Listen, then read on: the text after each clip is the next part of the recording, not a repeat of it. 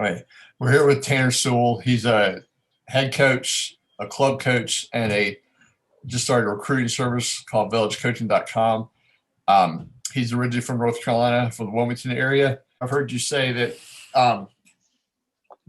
if you're serious about wrestling in college and you want to do it, there's a program out there for you. And I've heard you in other on other web podcasts, things like that. But kind of expound on that. How you feel that there's a program out there for every kid that wants to wrestle. Kind of go into that a little deeper. One of the unique things, as we all know about wrestling, is you don't have to get dealt a great hand of genetic cards to be great or to wrestle in college. Some of the best wrestlers that we've seen in various states have been probably not very good athletes by most measures. So athleticism, you don't have to really rely on family genetics. And then two, of course, it's an accessible sport. So if someone's very serious about this and they want to be good and they want to be the best possible wrestler they can be, the formula is not hard. It's not rocket science formula. There's no insider information on how to be a great wrestler. It's very simple. It's just hard. It's hard work. That's why most people can't do it. But how that applies to wrestling in college is if a kid really loves wrestling and they cannot imagine their life in college without wrestling, there is absolutely a program for them. And they might not be very talented. They might have never even qualified for the state tournament, but maybe they started late. Maybe they,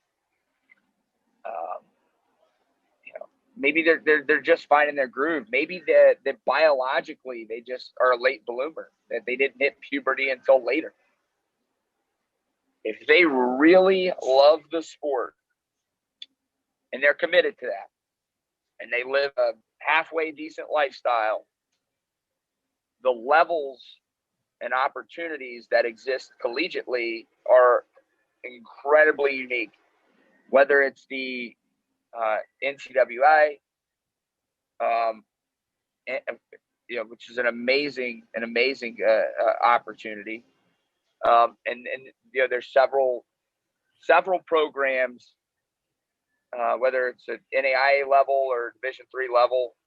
And don't get me wrong, those levels are hard. Like the NCAA, there's some legit wrestlers in that division. In Division III, it's hard. These aren't like, it's not like, oh, I'm this, I'm that. I'm going to roll in and start smoking these kids because they're D3. These kids are really good. They're really good. We go through all the differences between the levels, right? Like that's one of the things that we really talk about is what really is the difference between D3 and D1? What's the difference between D2 and D3? What's the difference between NAIA and D3? And where do I fit? Where do I stack into these divisions?